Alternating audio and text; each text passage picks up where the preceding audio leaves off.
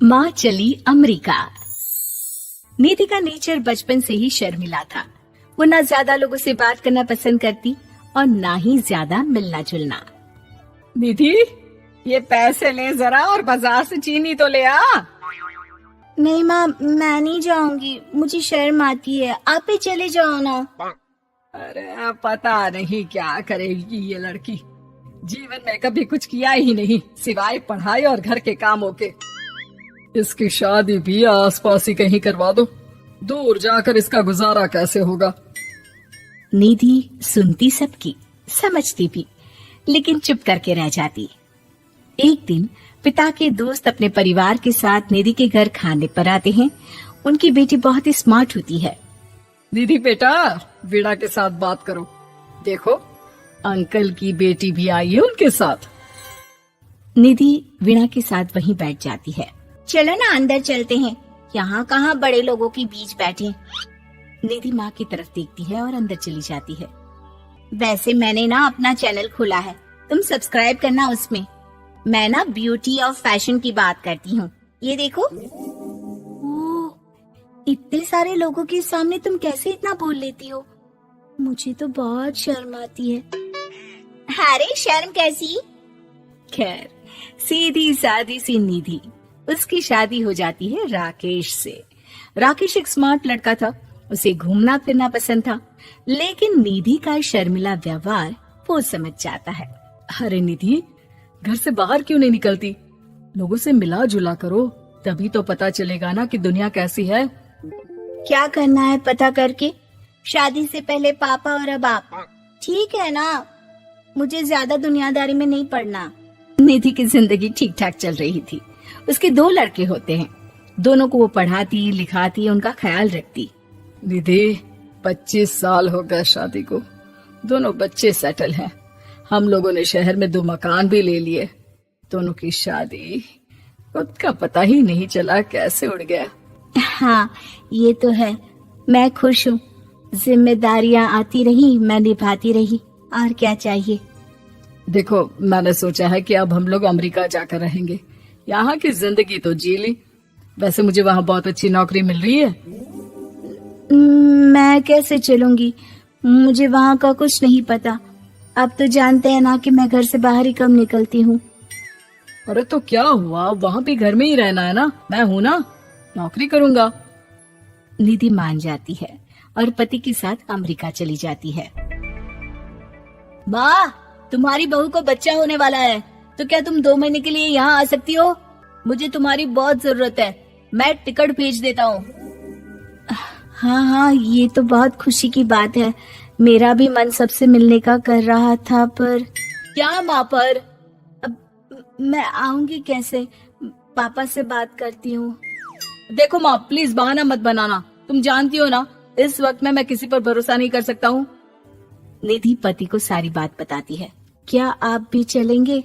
निधि, आने जाने में बड़ा खर्च हो जाएगा, ऊपर से मुझे यहाँ छुट्टी नहीं मिलेगी। बहू पर वक्त ऐसा है कि तुमको तो जाना ही पड़ेगा। मैं अकेले दुकान तक तो नहीं जा पाती, इतनी दूर भारत कैसे जाऊंगी? मुझसे नहीं होगा। लेकिन सबके कहने पर निधि को जाना ही पड़ता है।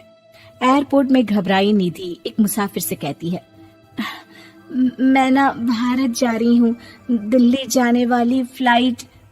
सब मिलकर निधि की मदद करते हैं और फाइनली निधि भारत पहुंच जाती है, जहां बेटा उन्हें घर ले आता है। वाह माँ जी, यहाँ तो मैं भोपाल तक नहीं जा पाती, आप अमेरिका से आ गई। भाई, चालाकी तो औरतों में होनी ही चाहिए, यहाँ हम बुद्धू के बुद्धू रह गए। निधि इतनी दूर और लंबा सफर करके थक जाती है। वो चुपचाप बैठ जाती है। बैठना नहीं है माँ जी, बच्चा पकड़ना है, ये लीजिए। और हाँ, घर का काम तो मैं करूंगी नहीं, जानती है ना शरीर कच्चा सा है, तो मुन्ने को सुलाकर कुछ बना लीजिएगा। निधि को बहू का व्यवहार बहुत बुरा लगता है। जैसी भी थी, पिता और पति की हमेशा लाडली रही थी निधि। निधि बेटे की तरफ देखती है। माँ, वो काम वाली कोई मिल नहीं रही है ना, मैं देखने की कोशिश तो कर रहा हूँ, जैसे ही मिल जाएगी वो संभाल लेगी सारा काम। अरे कैसी बात कर रहे हो? जब पहले मैंने कहा था कि अमेरिका से इनके टिकट में जो पैसा खर्च कर रहे हो उतने में नौकरानी रख लो, तो नहीं, मेरी बात पर विश्वास नहीं था। कि ना ना कोई मेरे बच्चे को अच्छे से नहीं संभालेगा। अब इनका भी खर्चा और नौकरानी का भी खर्चा। अरे ना जी ना, मैं नहीं संभाल सकती।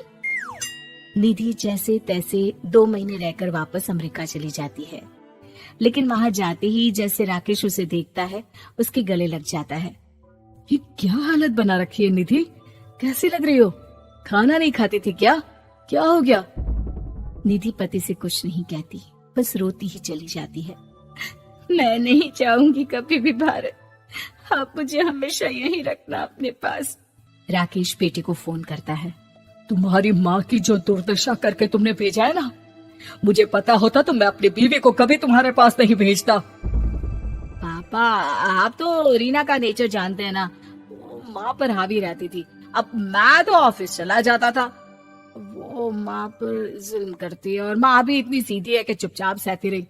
मुझे माफ कर दीजिए पिताजी।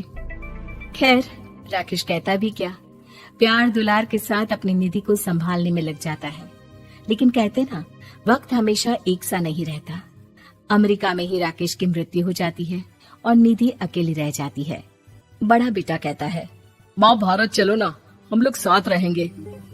निधि को जैसे ही वो सब सीन्स याद आते हैं वो परेशान हो जाती है। समझ में नहीं आता कि पति के बिना अब जीवन कैसे चलाएगी। मैंने सारा जीवन घर का काम किया, घर देखा और जिंदगी चलाई, लेकिन जिस घर में रही सबने प्यार दिया, मैं वहां नहीं जाना चाहती। तभी राकेश जिस कंपनी में काम करता था उसका मालिक निधि के घर आता है। वो भी भारतीय ही होता है। दीदी, राकेश ने आपके बारे में बताया था। जब से आप भारत से लौटी थी उसे आपकी बहुत चिंता रहती थी, इसलिए उसने मुझसे कहा था कि कभी अगर वो ना रहे तो मैं आपको ये पैसे दे दूं। और हाँ, हम लोगों की कंपनी में आपके लिए नौकरी भी है। निधि पति के पैसे देखकर मन में तसल्ली करती है और नौकरी के लिए हाँ कर देती है। अरे पागल है क्या माँ, कैसे नौकरी करोगी? ये अमेरिका है, दिल्ली नहीं। वहाँ तो तुम घर से निकल भी नहीं पाती थी, यहाँ कैसे? मेरे पति, मेरे पिता मुझे खुश देखना चाहते थे। वो लोग जब तक थे मुझे किसी चीज के लिए ना फोर्स किया, ना कभी कमी होने दी। पर अब मुझे जीवन जीने के लिए घर से निकलना ही होगा। बेटा, तुम तो अगली फ्लाइट से भारत लौट जाओ, मैं यहीं खुश हूँ।